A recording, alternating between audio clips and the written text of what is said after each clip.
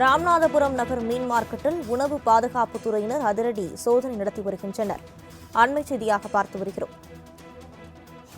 பல்வேறு கடைகளிலிருந்து கெட்டுப்போன இறைச்சிகளை பறிமுதல் செய்து சோதனை நடத்தி வருகின்றனர்.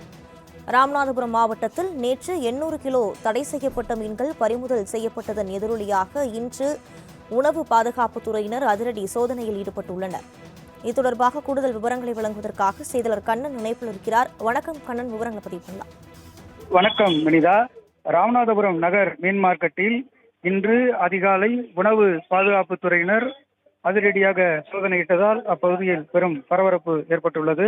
ராமநாதபுரத்தில் நேற்று தடை செய்யப்பட்ட தேலி என்று சொல்லக்கூடிய ஆப்பிரிக்கன் கெளுத்தி மீன்கள் 800 கிலோ பறிமுதல் செய்யப்பட்டு அளிக்கப்பட்டது.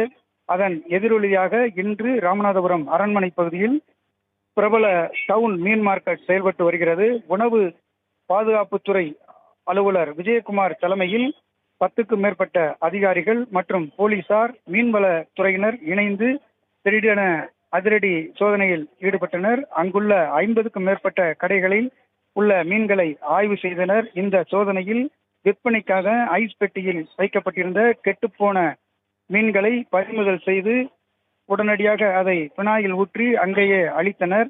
மேலும் கெட்டுப்போன மீன்கள் வைத்திருந்த மீன் கடையின் உரிமையாளர்களுக்கு அபராதம் விதிக்கப்பட்டது. தொடர்ந்து இதுபோல கெட்டுப்போன மீன்களை விற்பனை செய்தால் கடும் நடவடிக்கை எடுக்கப்படும் என அதிகாரிகள் எச்சரித்துள்ளனர். ராமநாதபுரம் நகர் பகுதியில் எந்த நேரமும் பரபரப்புடன் காணப்படும் மீன் மார்க்கெட்டில் காலை நேரத்தில் அதிகாரிகள் ஆய்வு மேற்கொண்டது அப்பகுதியில் பெரும் பரபரப்பை ஏற்படுத்தியுள்ளது. வினிதா, விரிவான விவரங்களுக்கு நன்றி கண்ணன்.